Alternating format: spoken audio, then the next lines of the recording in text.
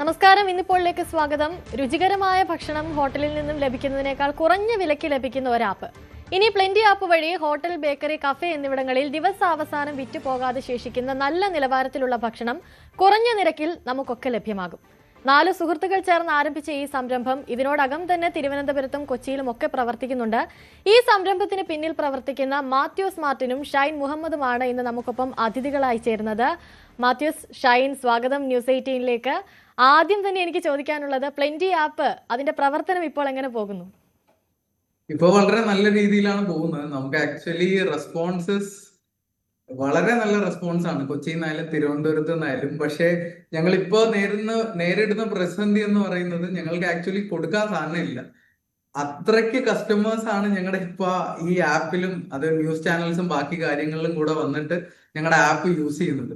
പക്ഷെ ഞങ്ങൾക്ക് അത്രത്തോളം ആൾക്കാരിലേക്ക് കൊടുക്കാനുള്ള ഫുഡും കടകളും ഒന്നും ഇതുവരെ ആയിട്ടില്ല. അപ്പൊ അതിനുള്ള പ്രയത്നത്തിലാണ് ഓരോ ദിവസവും. ഈ ഒരു സംരംഭം പൊതുവെ മലയാളികളെ അറിയാം, ഇങ്ങനെ ബാക്കി വരുന്ന ഒരു ഭക്ഷണം അല്ലെങ്കിൽ അവശേഷിക്കുന്ന ഭക്ഷണം വാങ്ങാന്ന് പറഞ്ഞാൽ നമുക്കൊക്കെ ഒരു സംശയം ഉണ്ടാവും, നല്ലതായിരിക്കുമോ, ചീത്തയായിട്ടുണ്ടാവും, അങ്ങനെയുള്ള ഒരു സംശയമൊക്കെ ഉണ്ടാവും.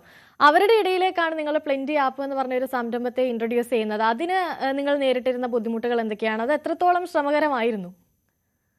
ഇത് നമ്മൾ ആദ്യമായിട്ട് ഈ ഒരു ഐഡിയ പുറത്തു പോയി പറഞ്ഞ് നമ്മളിടയിൽ സംസാരിച്ച് പുറത്തു പോയി നമ്മൾ ഇതിനെക്കുറിച്ച് പിച്ച് ചെയ്യുമ്പോൾ തന്നെ ആദ്യം ആൾക്കാർ നെറ്റ് ചുളിച്ച് ഇതിനെക്കുറിച്ച് ആലോചിച്ചിട്ടാണ്.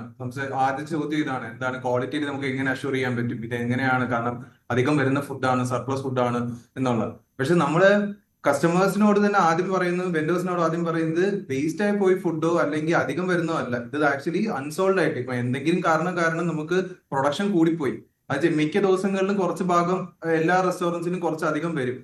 അവര് വിചാരിക്കാത്ത രീതിയിൽ ചിലപ്പോൾ കസ്റ്റമേഴ്സ് വരത്തില്ല, ചിലപ്പോൾ ഡെലിവറീസും ഉണ്ടാവില്ല, കാരണം കട്ടായി പോകും. അപ്പൊ അത് കാരണം കുറച്ച് അധികം വരുന്നത് അവർക്ക് എടുത്ത് കളയുന്നതിനേക്കാളും നമ്മളെ ഒരു കോഴ്സ് റിക്കവർ ചെയ്യാൻ പറ്റും. അതാണ് നമ്മളെ ഐഡിയ.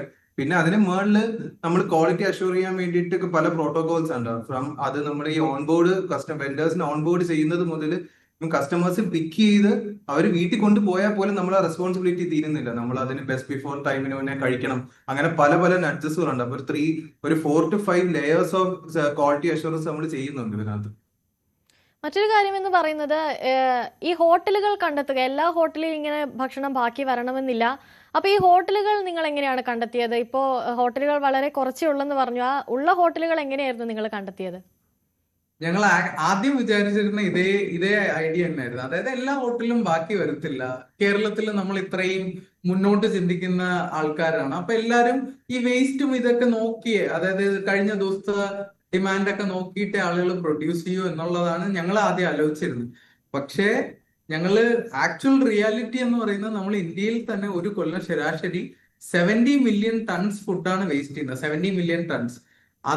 അതിന്റെ ഏകദേശം ഒരു 30% കോൺട്രിബ്യൂട്ട് ചെയ്യുന്നത് ഈ ഹോട്ടൽസും ഈ ക്വിക്ക് സർവീസ് റെസ്റ്റോറൻറ്റ്സ്, അതുപോലെ തന്നെ ബാക്കി റീറ്റെയിൽ ഔട്ട്ലെറ്റ്സ് ആണ്. അപ്പൊ ഈ ഫുഡ് മാത്രം നമ്മളിപ്പോ ഒരു മോണിറ്ററി ടേംസിലോട്ട് ആക്കുകയാണെങ്കിൽ ഏകദേശം 92,000 കോടി രൂപ മൂല്യമുള്ള ഫുഡാണ് നമ്മൾ ഒരു കൊല്ലം ഇന്ത്യയിൽ വേസ്റ്റ് ചെയ്യുന്നത്, അതായത് ഈ ഹോട്ടൽ ഇൻഡസ്ട്രിയിൽ നിന്ന് തന്നെ. അപ്പോ ആക്ച്വൽ റിയാലിറ്റി അതായിരുന്നു. പക്ഷെ അത് ആരും അംഗീകരിക്കാൻ തയ്യാറില്ല. ഞങ്ങളായാലും ആദ്യം പോകുമ്പോൾ എല്ലാവരും പറയും ഫുഡ് വേസ്റ്റ് ആവത്തില്ല. ലാസ്റ്റ് ആദ്യത്തെ കുറച്ചു പേരെ ഞങ്ങൾക്ക് കൺവേർട്ട് ചെയ്യാൻ വളരെ ബുദ്ധിമുട്ടായിരുന്നു. അപ്പോ കൺവേർട്ട് ചെയ്തതിന് ശേഷം അവർ ഇട്ടു തുടങ്ങിയതിന് ശേഷം അവർക്ക് തന്നെ മനസ്സിലായി ആക്ച്വലി അവര് ലക്ഷങ്ങളോളം വിലയുള്ള ഫുഡാണ് അവര് മന്ത്ലി വേസ്റ്റ് ചെയ്യുന്നത് എന്നുള്ളത്. ഇപ്പോ ഞങ്ങളുടെ ഒരു കേസ് പറയാനാണെങ്കിൽ, ട്രിവാൻഡ്രത്ത് തന്നെ നമുക്കൊരു ബേക്കറി ചെയിൻ ഉണ്ട്, മഫിൻ ഹൗസ് എന്ന് പറഞ്ഞിട്ട്. അപ്പൊ ഇവര് ഞങ്ങളുടെ ആ പ്ലാറ്റ്ഫോമിൽ കയറിയതിനു ശേഷം വിത്തിൻ 2 months സേവ് ചെയ്തത് ഓൾമോസ്റ്റ് ഒരു 2 to 3 lakh rupees ആണ്. അവരുടെ 5 ഔട്ട്ലെറ്റ്സ് നിന്ന് നമ്മുടെ പ്ലാറ്റ്ഫോം വഴി മാത്രം അവർ കോസ്റ്റ് റിക്കവർ ചെയ്തത് ഇത്രയും വലിയൊരു എമൗണ്ട് ആണ്. അപ്പോ ആക്ച്വൽ റിയാലിറ്റി എന്താണെന്ന് വെച്ച് കഴിഞ്ഞാൽ ഫുഡ് വേസ്റ്റ് ആയി പോകുന്നുണ്ട്. കേരളത്തിൽ തന്നെ എടുക്കുകയാണെങ്കിൽ നമ്മൾ ഓരോ മണിക്കൂറിലും നമ്മൾ ഏകദേശം ഒരു 50,000 പേർക്കുള്ള ഫുഡാണ് വേസ്റ്റ് ചെയ്ത് കളയുന്നത്. അത് ഈ ഹോട്ടൽ അല്ല, ഇവന്റ്സും ബാക്കി എല്ലാം കൂടെ ചേർത്തിട്ടുള്ള കണക്കാണ്. ബട്ട് സ്റ്റിൽ ആക്ച്വൽ റിയാലിറ്റി എന്താണെന്ന് വെച്ച് കഴിഞ്ഞാൽ നമ്മൾ ഒരുപാട് ഫുഡ് വേസ്റ്റ് ചെയ്യുന്നുണ്ട്. ഈ ഫുഡ് വേസ്റ്റ് ചെയ്യുന്നു, അങ്ങനെ ഒരു ഐഡിയ വന്നപ്പോൾ തന്നെയാണോ ഈ പ്ലെന്റി ആപ്പ് എന്ന് പറഞ്ഞിട്ടുള്ള ഒരു ആപ്പ് തുടങ്ങാം, ഇങ്ങനെ ഒരു ആപ്പ് തുടങ്ങാം, ഇങ്ങനെ ഫുഡ് വേസ്റ്റ് ചെയ്യുന്നത് എത്രത്തോളം ഒഴിവാക്കാം, അങ്ങനെ ഒരു ഐഡിയ തന്നെയായിരുന്നു ഇത് തുടങ്ങാനുണ്ടായ ഒരു പ്രചോദനം? ഞാൻ ആക്ച്വലി കോളേജിൽ സെക്കൻഡ് ഇയർ പഠിക്കുമ്പോ ഞാൻ അവിടെ മെസ്സിൽ ഒരുപാട് ഫുഡ് വേസ്റ്റ് ചെയ്യുമായിരുന്നു. അപ്പോ ഞാൻ അവരുടെ അടുത്ത് പോയി ചോദിച്ചു, ആക്ച്വലി നമുക്ക് ഇത് പാവപ്പെട്ടവർക്കോ, അല്ലെങ്കിൽ ഞങ്ങളുടെ കോളേജിന്റെ സെയിം കോമ്പൗണ്ട് വാളിലായിരുന്നു എയിംസ് നാഗ്പൂർ. അപ്പൊ ഞാൻ ചോദിച്ചു അവിടുത്തെ പേഷ്യൻസിന് നമുക്ക് കൊടുത്തൂടെ, അല്ലെ വേറെ ആർക്കെങ്കിലും കൊടുത്തൂടെ എന്ന് പറഞ്ഞപ്പോ അവര് പറഞ്ഞത് ഞങ്ങളുടെ ഓർഡർ ചെയ്തിരിക്കുന്ന എത്ര എക്സ്ട്രാ വന്നാലും അത് ആർക്കും കൊടുക്കരുത്, അത് വേസ്റ്റ് അത് കൊണ്ട് ഡംപ് ചെയ്ത് കളയണമെന്നുള്ളത്. അവിടെ നിന്നാണ് ആക്ച്വലി ഈ ആശയത്തിന്റെ സാധനം ആക്ച്വലി മനസ്സിൽ ഉദിച്ചത്. അതിനുശേഷം ഇങ്ങനെ സെക്കൻഡറി റിസർച്ച് ഒക്കെ ചെയ്ത് നോക്കിയപ്പോഴാണ് മനസ്സിലായത് നമ്മൾ ശരാശരി ഇത്ര ഫുഡ് വേസ്റ്റ് ചെയ്യുന്നുണ്ട്. എന്നിട്ട് അതിനു വേണ്ടി ഒരു ഓർഗനൈസ്ഡ് സൊല്യൂഷൻ ഇപ്പോഴും നമ്മുടെ രാജ്യത്ത് ഇല്ല.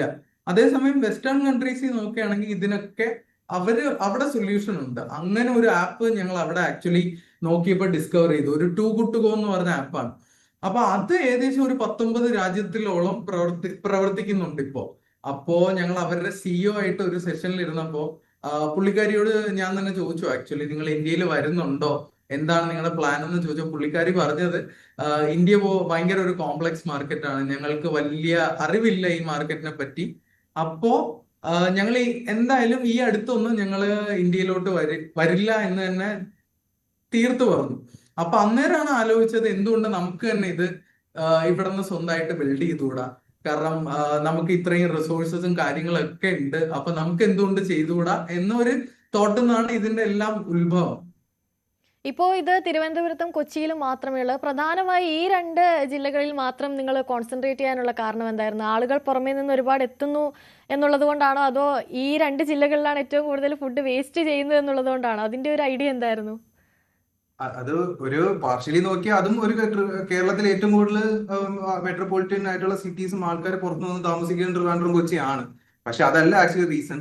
നമ്മൾ 4 പേരും കോഫൗണ്ടേഴ്സും മുഴുവൻ 4 പേരും ട്രിവാൻഡ്രത്ത് നിന്നുള്ള ആൾക്കാരാണ്.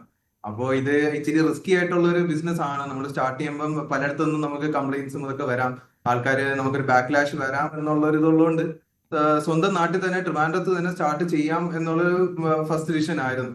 ഇത് പലരും നമ്മളോട് പറഞ്ഞു അത് നല്ല ഡിസിഷൻ അല്ല, സ്റ്റാർട്ടപ്പ് തുടങ്ങുമ്പോൾ ബാംഗ്ലൂരും അങ്ങനത്തെ സ്റ്റാർട്ടപ്പ് എക്കോ സിസ്റ്റം കുറച്ചുകൂടെ ബിൽഡപ്പ് ആയിട്ടുള്ള സ്ഥലത്ത് പോകണം എന്നുള്ളത്.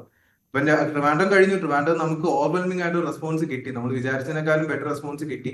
അവിടെ നിന്ന് നമ്മൾ ഓൾറെഡി 15,000 ഓർഡേഴ്സ് കംപ്ലീറ്റ് ചെയ്തു. അപ്പൊ അതിന് മുന്നേ തന്നെ നമ്മൾ കൊച്ചിയിലോട്ട്, ഒബ്വിയസ്ലി അടുത്ത നമ്മുടെ ഡിഷൻ എന്ന് പറഞ്ഞാൽ കൊച്ചിയിലോട്ടാണ്. കൊച്ചിയിൽ നമ്മൾ സ്റ്റാർട്ട് ചെയ്ത് ഇനിയിപ്പോ തൃശ്ശൂർ, കോഴിക്കോട് പൈപ്പ് ലൈനിലാണ്. ബാക്കി തമിഴ്നാട്, സൗത്ത് ഇന്ത്യ നമ്മൾ അടുത്തൊരു റഡാറിൽ വെച്ചൊക്കെയാണ്. വിത്തിൻ ദിസ് ഇയർ ഒരു 10 സിറ്റിയിൽ വരെ എക്സ്പാൻഡ് ചെയ്യണം എന്നുള്ളതാണ് ഇപ്പോഴത്തെ പ്ലാൻ. കൂടുതൽ വാർത്തകൾക്ക് news 18 Keralam YouTube channel subscribe ചെയ്യുക.